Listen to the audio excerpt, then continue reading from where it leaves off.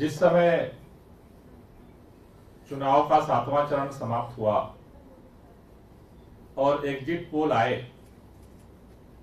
7 चरणों के चुनाव में देश की जनता लगातार ये संदेश दे रही थी कि वो भारतीय जनता पार्टी की तानाशाही को खत्म करने के लिए, महंगाई और बेरोजगारी को खत्म करने के लिए अपना जनादेश दे रही है।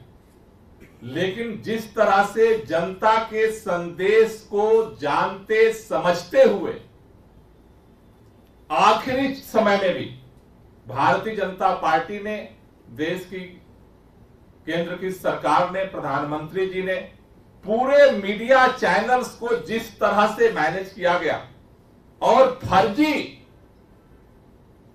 एग्जिट पोल घोषित करके लोगों के साइकोलॉजिकल माइंड पर जिस तरह से दबाव बनाने की कोशिश की गई, मुझे लगता है कि यह जनादेश उसके भी खिलाफ है।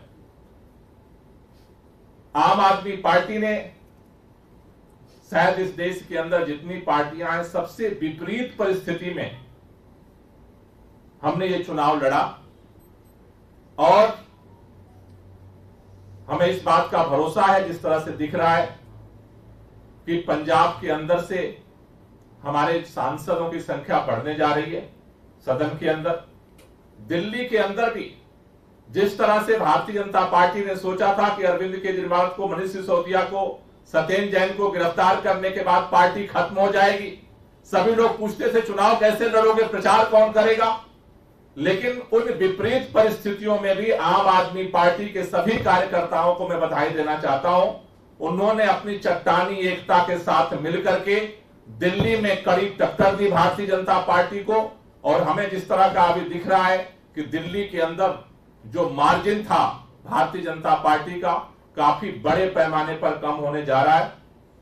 मैं देश के लोगों से एक ही बात कहना चाहता हूं, आपने भाजपा को हराया है, लेकिन भाजपा का अभी तानाशाही प्रवृत्ति, मनोवृत्ति अभी खत्म नहीं हुई है। इसलिए इस देश को बचाने के लिए, संविधान को बचाने के लिए, लोकतंत्र को बचाने के लिए हम सबको मिलकर के इस लड़ाई को आगे लड़ना पड़ेगा। मैं देश के उन तमाम पार्टी के लोगों से भी अपील करना चाहता हूं जो इस देश के संविधान में, इस देश के लोकतंत्र में भरोसा रखते हैं।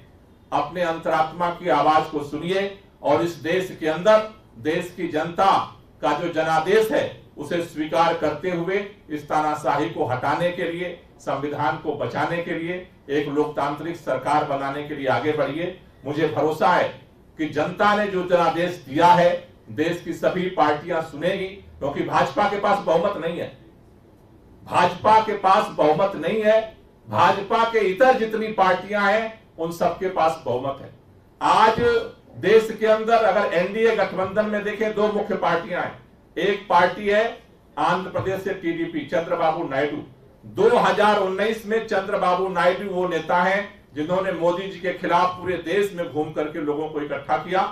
दूसरे एनडीए के अंदर नीतीश कुमार जी हैं जिन्होंने इस बार घूम करके देश भर में नरेंद्र मोदी जी के खिलाफ अभियान चलाया।